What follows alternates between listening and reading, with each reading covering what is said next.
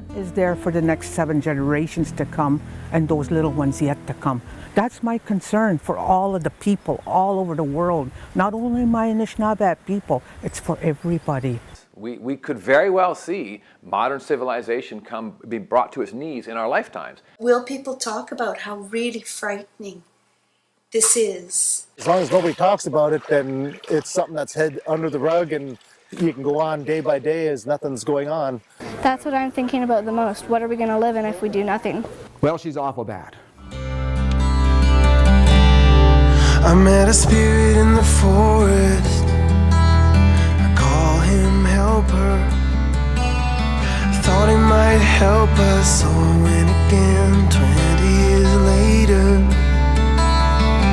He didn't show, though I know he was there. I was not alone, I could admit I was a little bit scared. These are uncharted waters, pulling me down. Uncharted waters. I'm in my 5th year now of giving these talks, talking publicly about climate change, and I've got to tell you, it's been quite a journey for me. The most common reaction to my talks, there were 2 actually, but the first one was always like, what can we do? And when I first started giving these talks, I wasn't really well prepared to answer that, but that evolved over time. The second reaction was, we don't believe you. And that one really caught me off guard.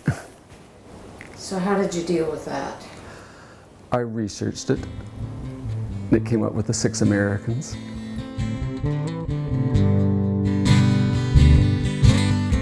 Why was there such a disconnect between the scientific community and society? It started in the States, it came to Canada in 2011, so I could just as easily call this the 6 Canadians because we poll pretty similarly here as to our American cousins to the south. So let me introduce you to the 6 Americans. Here's the first one. This is the alarm. Polls in about 17%, and that's people like me. I understand what it is and I'm concerned and I'm trying to do something about it. I'm very concerned about climate change, and not only because things are changing, but they're changing in a very dangerous way. Oh man, like I feel like we shouldn't even bother having kids, and we should like adopt and raise or whatever, just because who knows, it might be like Zombie Land 2042. Yeah, I'm concerned about climate change for many reasons. Principally for personal reasons, for my and my family's future, but all life on this planet is in jeopardy because of climate change.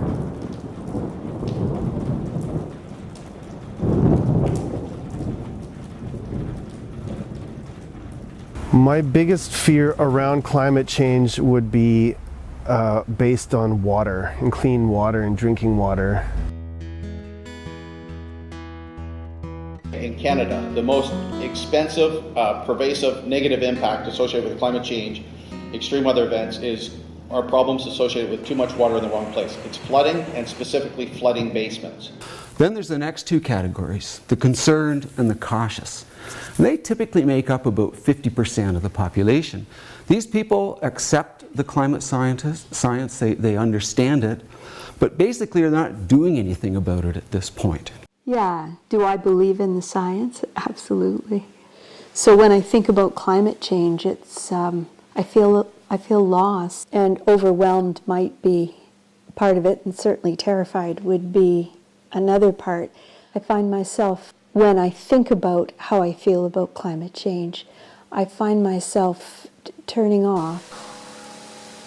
Then there's the next category, the disengaged. It's pretty small, but these are people don't know, don't care. People are too caught up in their own lives to even worry about climate change, and I guess it's just easier to not care about it. And there's the final 2 down at the other end of the spectrum, the doubtful and dismissive. They come in about 28 to 30% of the population. They don't accept the climate science as true, not really doing anything about it. The dismissive, they're the ones actively working against the scientists and the message that they're trying to bring. So it's those 50% that we're really trying to talk to and trying to reach in this message that yes, our climate's changing, Yes, we were responsible. It's not going to be pretty if we don't do something about it. And so those are the people we're trying to reach. Well, we've all heard of the metaphor of the frog and a pot of water on a stove, that the water heats up slowly enough. There's something about that poor frog's physiology that predetermines the idea that it will be stuck in that water and boil to death. Poor little guy.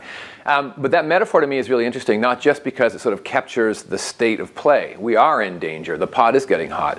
But analogous to that frog's physiology, there's something about our systems, our financial systems, our legal systems, our cognitive systems, like that frog's DNA is locking us into place. But unlike that frog, of course, we actually have the capacity to choose what rules we live by. And if we can find out what those rules are lurking beneath the surface of everyday activity, we can change those rules in order to ensure that we hop out of the pot.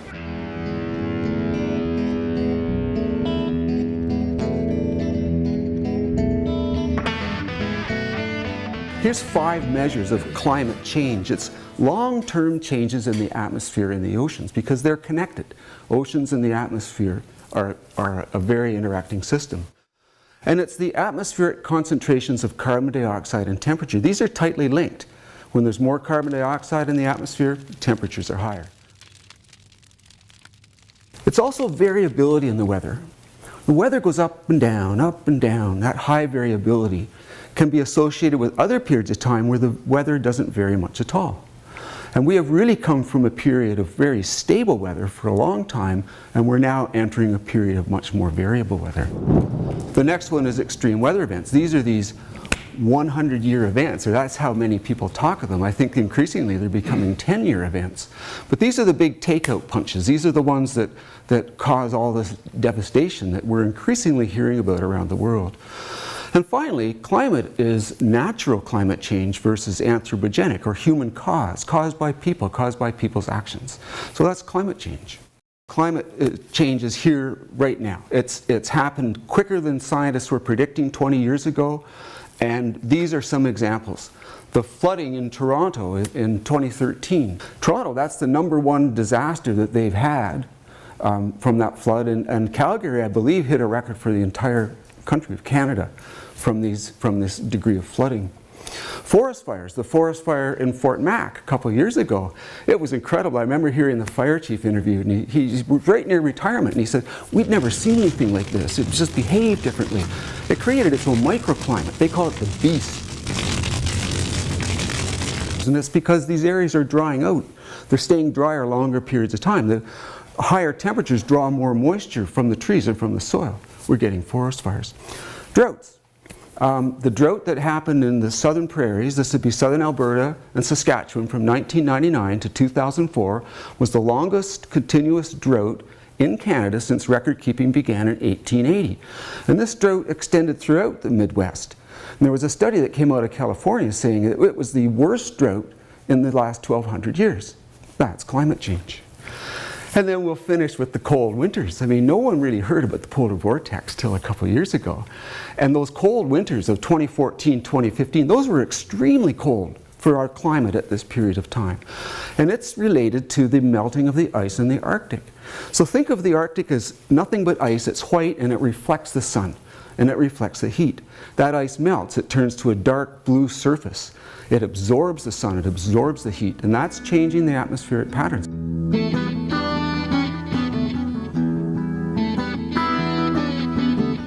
Well, how will it affect us? Well, again, this is moving faster than anyone was predicting. It's here right now.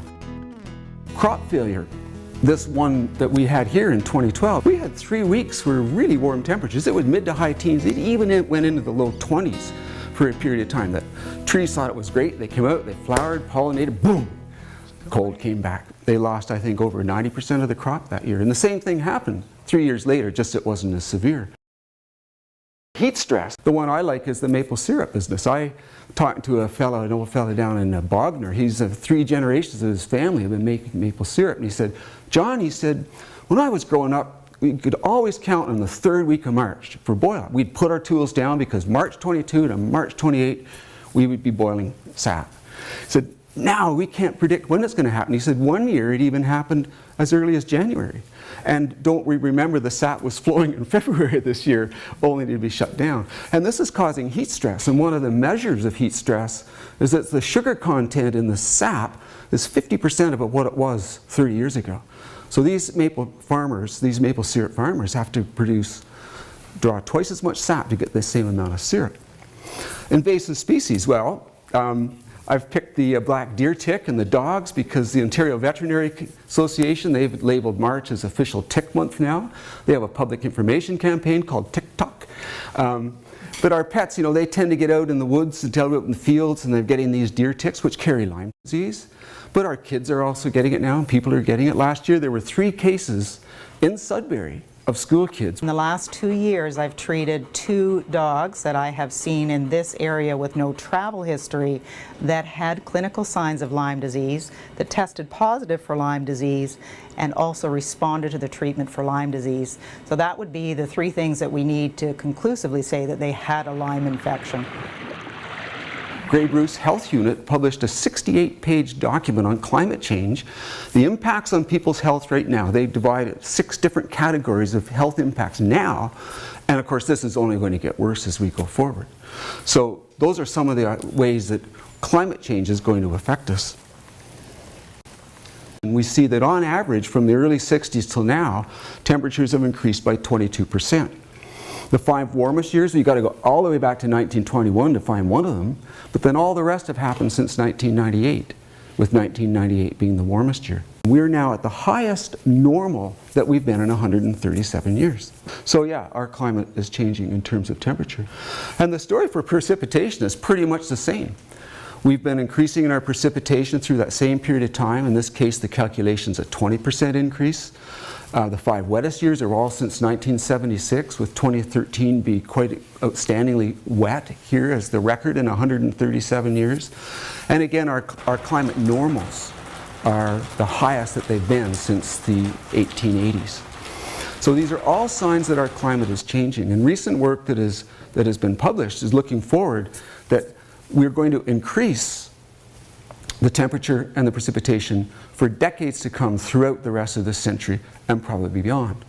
And if we stay on this track we're on now, this emissions track that we're on now, just as an example of how that's going to increase, right now we get on average 3 days above 30 degrees a year.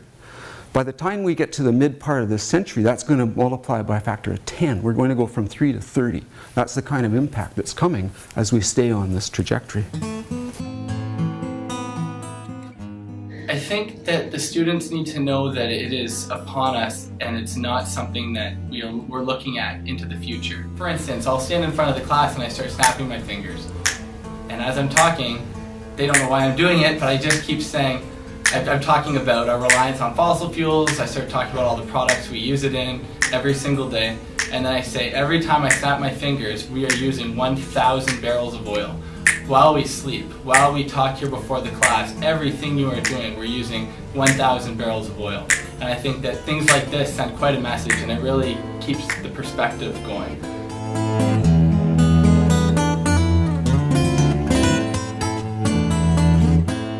And so there's something that I've really felt important in my talks of climate change was to try and give people a sense that we're on a much bigger time scale than most of us can ever identify with.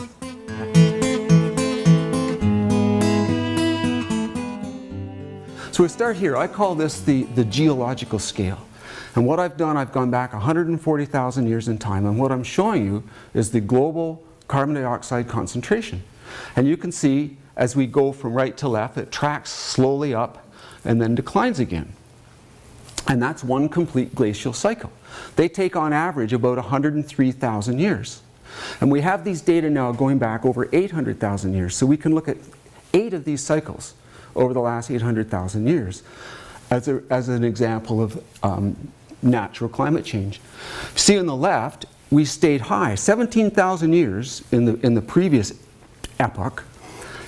The carbon dioxide was very constant at around 272 parts per million, which meant the global temperatures were constant, which meant sea levels were constant, which meant glacier ice sheets were constant. and then it starts tracking down. The reason these are asymmetrical is because ice melts a lot faster than it forms. So as we go from left to right, we get into the Wisconsin glaciation. So 15,000 years ago, scientists tell me there were 3 kilometers of ice here where we're sitting today as part of the Laurentide ice sheet at the depths of the last glaciation. But about 11,700 years ago, we came out of that and we entered what's called the Holocene, which is the far right of this graph. And for about 12,000 years, again, our carbon dioxide concentrations have been pretty constant, which means our temperatures have been pretty constant. So that's the glaciation scale, and I've taken this up to 1750, the start of the Industrial Revolution. That's natural climate change.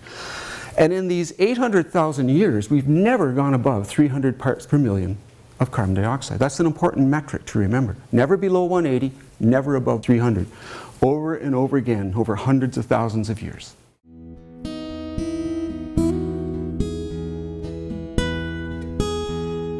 The left axis is the same, the bottom is now changed. Common Era, that's AD if you like. 0 is the birth of Christ. Before Common Era would be BC. And I'm going back here, well, I'm covering about 8,000 years here. Back in 5,600 years before Common Era, 5,600 years before Christ if you like, the first civilization of Sumer in what is southern-day Iraq, between the Tigris and Euphrates River. Most scholars say that is the first highly organized civilization with a writing system and so on.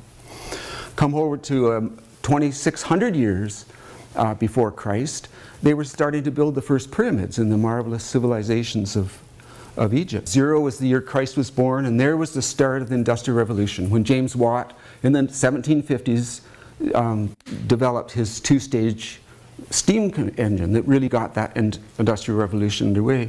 Temperatures have been stable, sea levels have been stable, ice sheets have been stable through the entire development of our civilization over these several thousand years.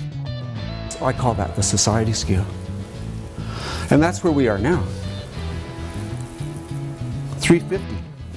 That's the level of carbon in the atmosphere that scientists say we have to stay below that to limit global warming to more than 2 degrees above the pre-industrial temperatures. Now we're over 400 and we're climbing.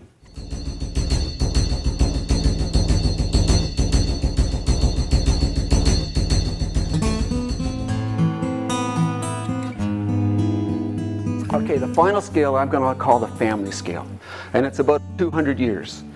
And you'll notice I've now changed the axis on the left. We're no longer peaking out at 400, we're going up to 1,000. And the solid line I'm showing you is from data from 1750 up to 2015, the year after the Intergovernmental Panel on Climate Change published their last report, which is where these projections come from. The dashed lines to the right represent 4 different scenarios going forward to the end of this century, and I've colored them green, yellow, orange, and red. Now green's good. Green means our emissions peak and then decline before the end of the century, and that's okay. We do that, we'll stay under 2 degrees. The yellow is a scenario where our emissions keep peaking, but we get them under control before the end of the century, and maybe we start to bring them down, and that might be okay. The orange and the red, those aren't okay. Those are that we keep increasing our emissions. It's just at what rate do we keep emitting them at? And the bad news here is, ever since the IPCC first came out with these climate reports almost 30 years ago now, this is the trajectory we've been on. It's called business as usual.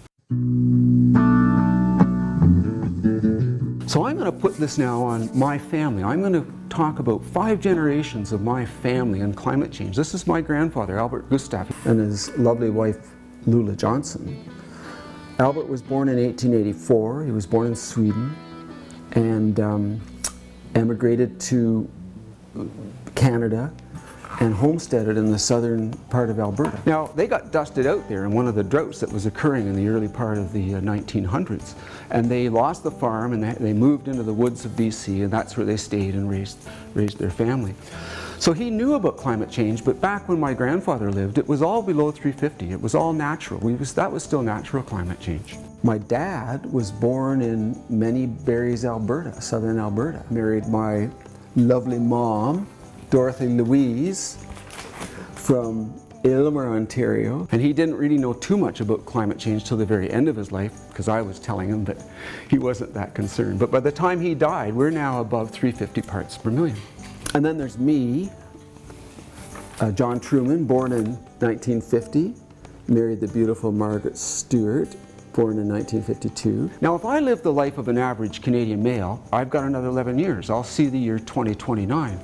So I got about 10 years left. Then there's my daughter. This is our firstborn, Jessica Louise, born in St. John's, Newfoundland in 1981. Now, if she lives the projected life of a Canadian female, she'll see the year about 2068. She actually studies climate change. Her research has been centered in the South Pacific and in Southeast Africa. She and her husband are so concerned about climate change, they weren't even going to have kids. But then nature took over, and they did. Well, here's the family. Jessica, Phil, John William, and now Hunter. Well, John William, he was born in 2014. And if John William lives the average projected age of a Canadian, he'll see pretty much the end of the century. And so the message here from the family scale is it's really up to my generation and my daughter's generation to do something. Whatever we do or don't do is going to be what my grandson inherits. I think this really summarized what we haven't been doing about it, at least at the national and international levels. The first report came out in 1990. That's almost 30 years ago. The last report, the fifth one, came out in 2014, 4 years ago. We agreed to sign a pledge to hold another meeting to consider changing course at a date yet to be determined. And as far as I'm reading out there, nothing's changed. Well, at this point, I've probably got you depressed, or angry, or both. It can be pretty discouraging seeing it, how hopeless it looks and how quickly the damage is accelerating. But the Creator made little things like tiny little flowers and little bees, you know, that are fragile, tiny little beautiful things. Without the bees, we couldn't live long. I think the lesson is to look at the small things and let the hope come from the small things. Like a hummingbird hovers, hardly touching, bring the crowd to a hush. Behold the masterpiece. The good news is we still have time left. Scientists have calculated a carbon budget, so they've estimated how much carbon we can put into the atmosphere and still stay below 2 degrees centigrade. And the good news is there's still a budget left. We can still put carbon up there without crossing that 2 degree warming threshold. The window is closing fast, but there's still time to actually do that. Well, I think it's definitely important to do something, because he was saying how there's a window or a door that's closing fast. The problem is overwhelming. Like, I have a 1-year-old son. He's sitting beside me today. It is absolutely demoralizing to think about this problem as a problem. And we need to begin to think about it as an opportunity to rebuild our economy in a way that is more fair, that is more modern, and that is more sustainable. And as I got going down the road reading about solutions, it wasn't very long before I bumped into the word resilience. We have to be more resilient. We have to build more resilient communities. And I got really excited about this. And this little stick figure, I think, really helps to demonstrate it. The guy at the top, he's got a good quality of life. There's a few bumps in his roads. Then he gets a shock. Down he goes. But he's resilient. Out he comes. The fellow at the bottom, his quality of life's not so good. He's not as resilient. When he gets his shock, he doesn't come up again. So that's the concept of resilience. So we have to build resilience. And we're building resilience so we can be more sustainable. And to get there, we have to transform. We have to undergo a transformation of society. We have to go from a society of more to a society of just enough. That's the transformation that we'll be heading towards. So, what is sustainability? From my perspective, sustainability is really about using our resources in a way that meets our needs in the present, but doesn't compromise the needs of future generations. And a really important part of it from my perspective is it's not just about taking care of our environmental resources, but it's really about taking care of our communities and our social resources as well. And so in the context of resilience, the word transformation means radical change. So we're talking about societal scale changes, and we can think about changes that are familiar to us that would be considered transformational. If we think about hunter-gatherer societies, when that society shifted to be agriculturally based, that would be a transformation on the scale that we're talking about. And to do that, we have to vision a new future. I'm quoting two people here. One is this incredible Talia Sharath. She's a neuroscientist in England. And I took this quote from her. We need to imagine alternative realities, better ones. We need to believe we can achieve them. Well, the first thing we need to do is change the way in which we approach the problem from a cognitive perspective. Almost all of us are in what I would call passive denial about climate. Even if we agree it's true and we know intellectually that the NASA is probably correct on this issue, we act as if it weren't the existential threat that it is. We could very well see modern civilization be brought to its knees in our lifetimes. Yet we're ignoring that. And so the way we change the way we think about the problem is, again, we start from the solution and work backwards. Well, a friend of mine and I built what we call Planet Travelers, the lowest carbon hotel in North America, is our claim. And when we built that building, I didn't really know what worked and didn't work in the built environment. And it turns out it's absolutely easy, simple as pie, to make a building low carbon. You take existing technologies and you simply incorporate them all in the same building. You're taking no technology risk, you're taking no real financial risk. You're simply motivated as a building owner to say, my priority is to lower the energy use in this building, and voila, 75% reduction can be done at a profit. And the second quote is from Rob Hopkins. Now, he's a science from permaculture who founded the Transition Organization, and this is what he says. One of the key challenges with creating a low-carbon, more resilient future is imagining what that might look like. Whatever you've got going on in your community that you want to share, that you believe is something that other people, and the concept here is we start to identify communities that are doing similar things. We're going to need all hands on deck for this. We got to work top down and we got to work bottom up. We got to work with our world leaders, but we also have to work from the bottom up. I try to buy local as much as I can. I love to do barter. I belong to the Saugeen trading community for that purpose, but beyond that, try to barter in every opportunity that I can get. And I compost. That's my contribution. Well, those are like 5 really good things. If we wait for governments, it's going to be too late. If we try and act alone, it's going to be too little. So we have to work together. We have to build our resilience together. I'm Lloyd Lewis, and I am the founder of an organization called Neighborwoods. We are a volunteer organization here in Owen Sound. We are dedicated to the education of maintenance and planting of trees in this area. We hope to educate the public about the importance of trees and to, over the next 5, 10, and 15 years, increase our tree canopy here in Owen Sound. We want to be a role model community for tree urban forestry. You've got two choices. Do I fight or do I give in? And in my view, giving in is not an option. What do we want? When do we want it? Now! When we talk about the planet, we talk about climate action, if we frame it as insurance, and at the most this will cost us, even based on the detractors' positions, is maybe 1% of GDP, maybe. 1% of GDP to ensure a livable planet is a proposition the public can buy. And if this was presented in those kinds of terms, instead of a cost-benefit analysis of the best deal and the perfect solution for the oil and gas sector to make a transition, forget all that stuff. We simply pay to insure the planet like we pay to insure our homes. And 1% of GDP is a price I think we'd be willing to pay. And I would like everyone to think, whether they be new to the planet or toward their end-of-life journey on the planet, to think that we can each make a difference every day here on Mother Earth. Do I walk? Do I drive? What do I eat?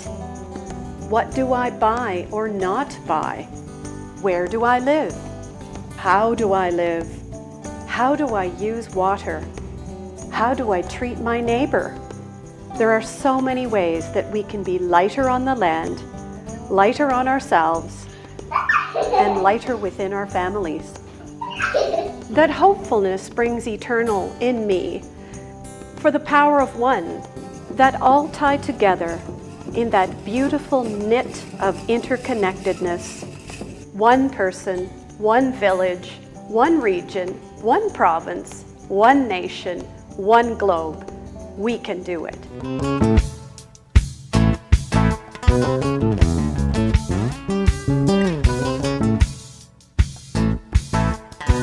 I think that the most important thing is to realize that one person can make a difference, and 10 million or 100 million people can make an even bigger difference. And movements don't come necessarily at high speed, but when they do happen, they can happen very effectively.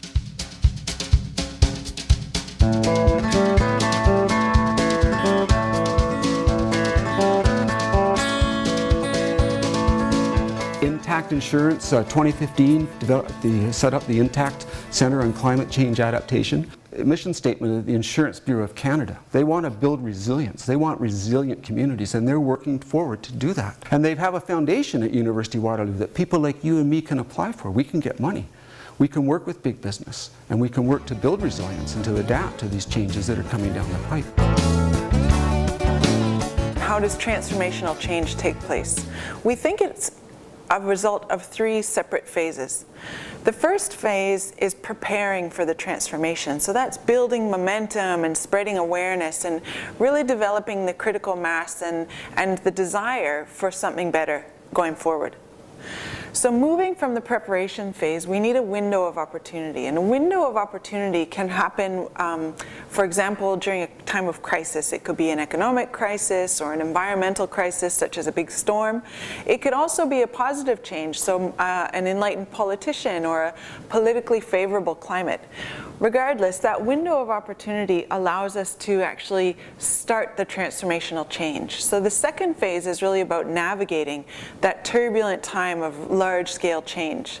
And then the most exciting phase, and the phase in which my research is embedded, is then once you've reached a more desirable state, how do you build resilience to maintain that new state? And that can be done through many ways, such as building strong social networks and building support within your communities. My vision for Naked Basics is to eventually be a completely zero waste store. Welcome to the Refillery. You can fill up anything here from dish soap to laundry detergent to unscented lotions. The options are endless. Going zero waste is really important to me. I've recently had boys. I've got twin boys at home. It's been really important for me to eliminate a lot of my plastic, just to kind of show my kids this is a real problem this day and age. We've kind of, because we're all a little blind to it, we don't see the outcome, we don't see the landfills on a day-to-day basis. I want to show my kids that it's easy to use glass instead of our plastic containers. There's no reason that we can't. So if I can, in my household, reduce my waste, that's just one more person trying to make a difference. Climate change has happened, is happening, and will continue to happen. We're not going backwards on climate change. It is a done deal. It's here to stay, period. And the most we can do is slow down the rate of change while simultaneously working to adapt to the expression of extreme weather in our systems. We go internationally, again, there's all sorts of examples. The World Bank, the United Nations, the World Economic Forum. These are businessmen and economists and bankers. And they're all programs that are underway now to build resilience. And the 100 Resilience Cities was started by the Rockefeller Foundation in 2013. They want to build 100 cities and then resilient cities and then 1,000 and then 10,000. And now that's exponential growth, and that's the kind of exponential growth we're going to need. And the United Nations, not to be left out, they have a pocket guide on resilience. And beyond that, they've developed a city resilience profiling program. This was launched in the fall of 2016. And they have developed a tool. It's called the Cities Resilience Profiling Tool. It's an Excel spreadsheet that you and I can get and work with our counselors and work through that and find out right here in Owen Sound, how are we resilient and how are we not resilient? And these are tools, and these are coming from the top down. Yes, I am concerned about climate change. It's certainly a global issue that everyone needs to be concerned about because things certainly are changing. people need to certainly be on this topic and start looking at our future. I don't believe that we have a stringent climate action plan. There's little pockets of good work happening at the municipal level. We've got some new solar installations and some retrofitting happening, but I don't see a plan for our community. With municipal leaders taking action on climate change. Where is that? I haven't heard anybody talk about their commitment to a climate change mitigation plan for the city of Owen Sound. Like, I can't believe that. In many parts of Ontario, the local municipality owns the utility. And because the municipality is an owner of that utility, they are a direct actor in the transformation of this economy. We will electrify everything, from transport to industrial heat to our homes. And the utilities who produce and deliver that power or enable their customers to deliver their own power behind the meter, that's the role of a modern utility, and that's the role a municipality has to show leadership in giving that utility the freedom to operate as a modern utility in the new world.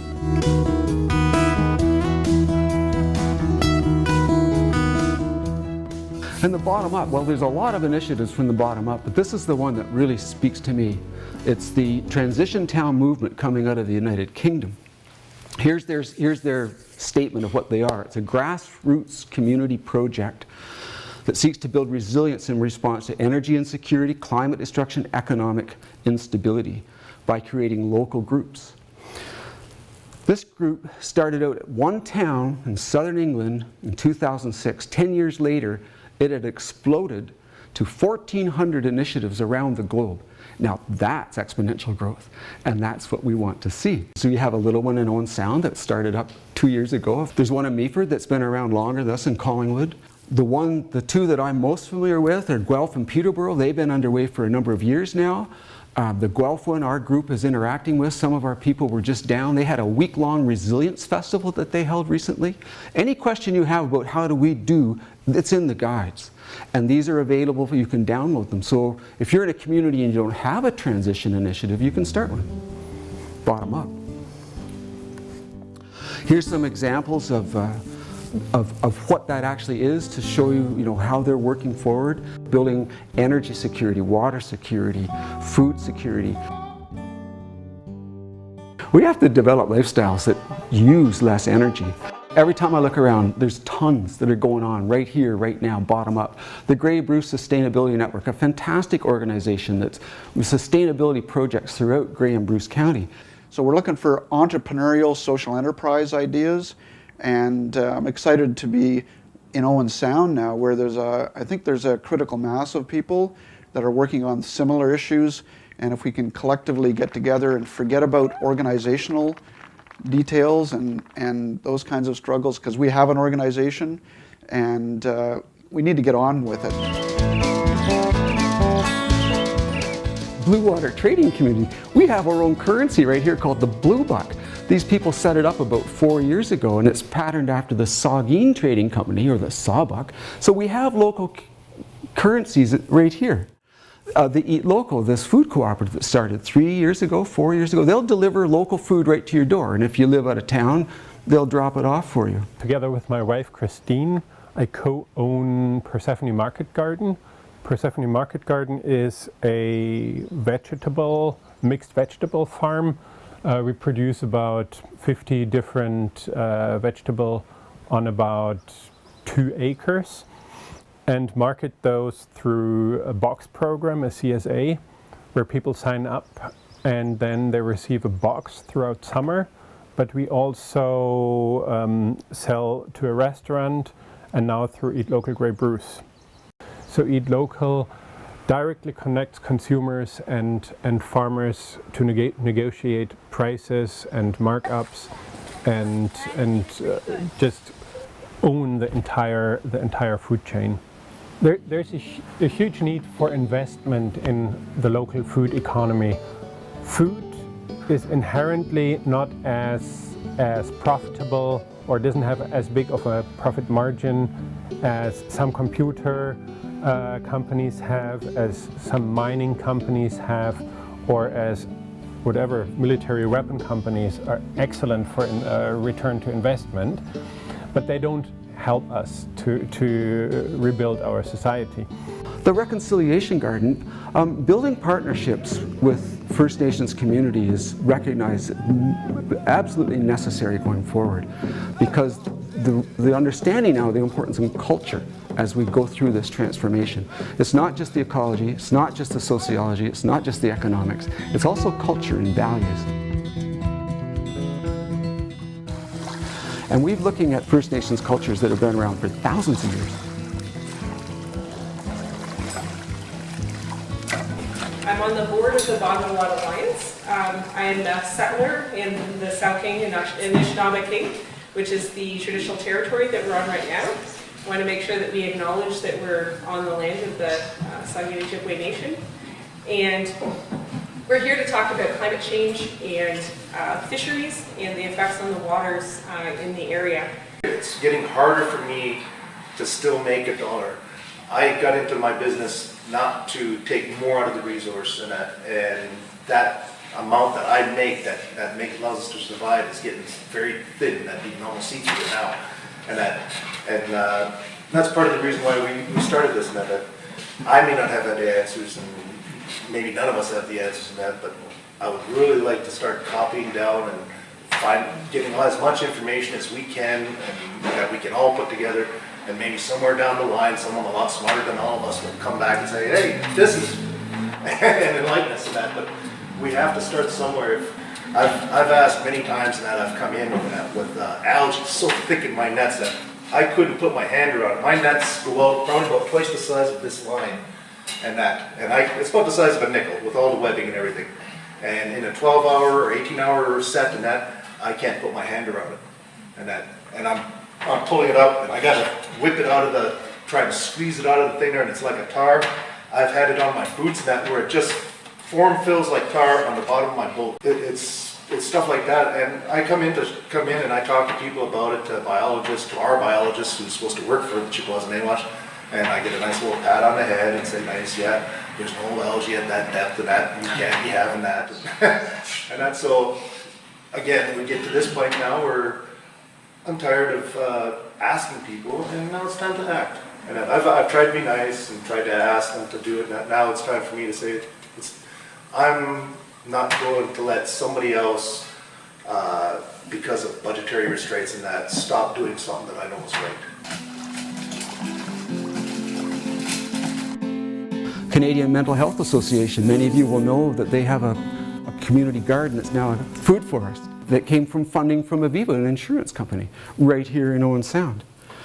The Community Foundation, Grey Bruce, now they do a lot of good work, but the one that really captured my attention was when they funded the Vital Signs report 2 years ago. This is based on indices of well-being. This is how we're going forward. We're going to abandon GDP as our single measurement of how well we're doing, and we're going to go to these indices of well-being. And here's our group. We can see right here in Owen Sound our Vital Signs report. And blue communities, we have a group of water watchers that are moving to make Owen Sound into a blue community, following the Council of Canadians and the United Nations, and we've got 2 of the 3 steps done so far. Now for energy security, I had to go all the way down to Woodstock, but there's a beautiful example down there of an energy cooperative that's just launched last year. Community owned, community run, building local energy, but they're also building local distribution systems, microgrids, so that the energy that they're creating stays there. And this is a beautiful example of building local security. Now, I hope when you're looking at this, you're thinking of all the things I haven't mentioned, because I'm running out of time, and because I don't even know everything.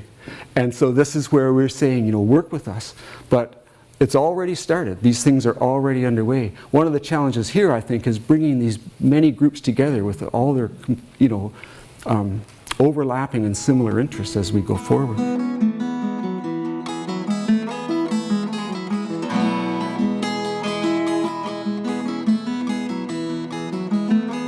So I end here with, this is a slide from that Tali Sharot, the neuroscientist. We can't just be like penguins at the edge of a cliff hoping we can fly when we jump off. We've got to build a parachute, and that parachute is the resilience, transformation, sustainability theme. So to me, sustainability is really about reaching futures that are more environmentally secure, but also about achieving healthier and happier communities. And if I end it with one thing, the climate scientists, the great climate scientists in the world say, if there's one thing we can do about climate change, it's to talk about it. So let's talk about climate change. I'm a mom of two. I've got a 2-year-old and a 4-year-old son, and so I'm constantly thinking about their future and the future on a 50 to 100-year timeline. And fortunately, I am very hopeful about what the future looks like in that time frame. So the first thing that gives me hope for the future is how many people are really dedicating themselves to this complex challenge from many different vantage points. The second thing that really gives me hope for the future is something that Naomi Klein calls utopian imaginaries. And so what that means to me is if we want to be motivated and we want to act towards creating change for the future, we have to know that there's something better possible. And to me, what that looks like is not only greener environments and healthier ecosystems, but healthier and happier communities. So for example, I picture green built infrastructure that creates more livable, more walkable communities where we spend more time outside and we spend more time together. And that gives me hope, and that might be my utopian imaginary. There are small groups of people who are talking, but it's really a fringe issue. And I don't think the bigger conversation about how we're going to mitigate climate change, how we're going to work together to live differently in a more sustainable way, I haven't found that conversation in the general community or even in my own family. The whole corporate model is built around that exponential growth. And it's so ingrained in how people live their lives and how they feel they need to, what they need to be successful. If we can change the psychology around success.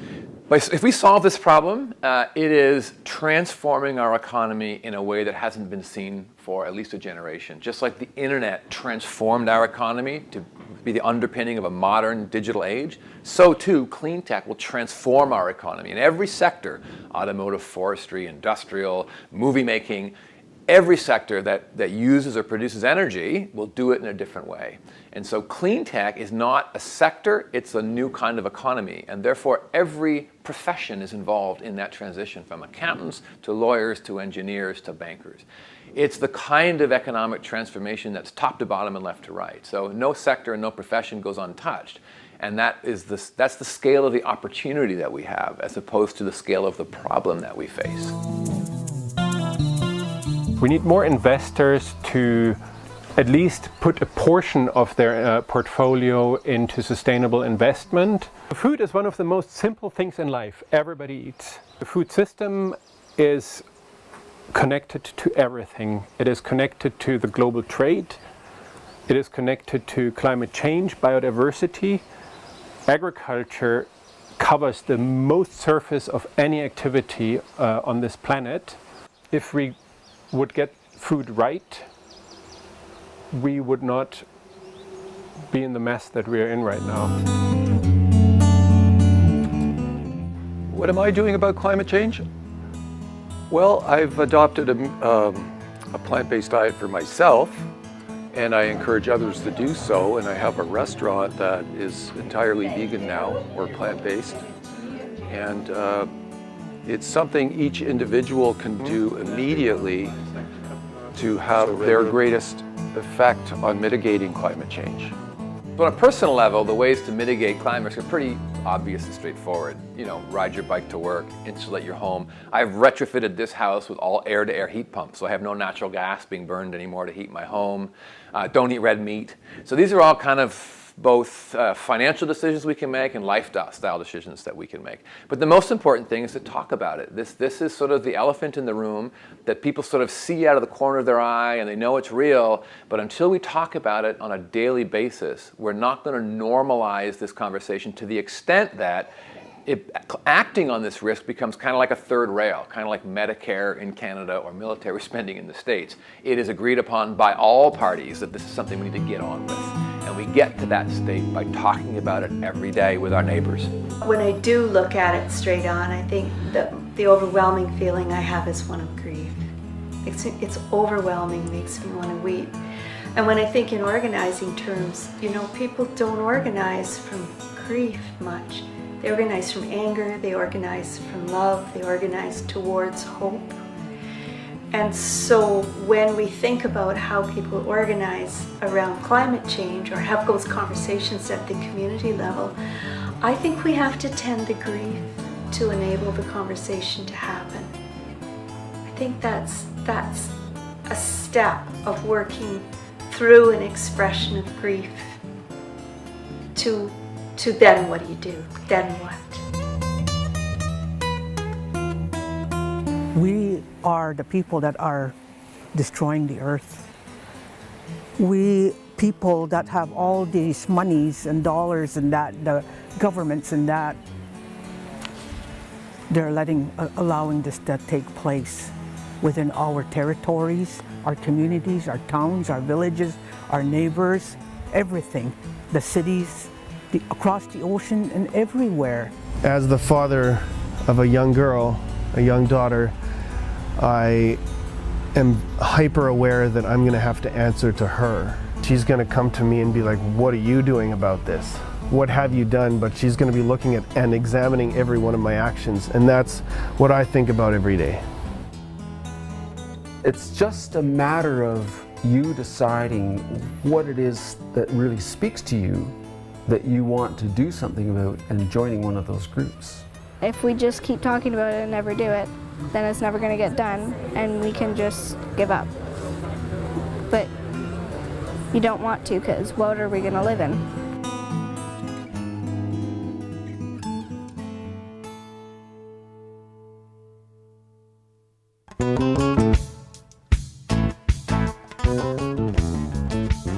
No more carbon dioxide in the rain.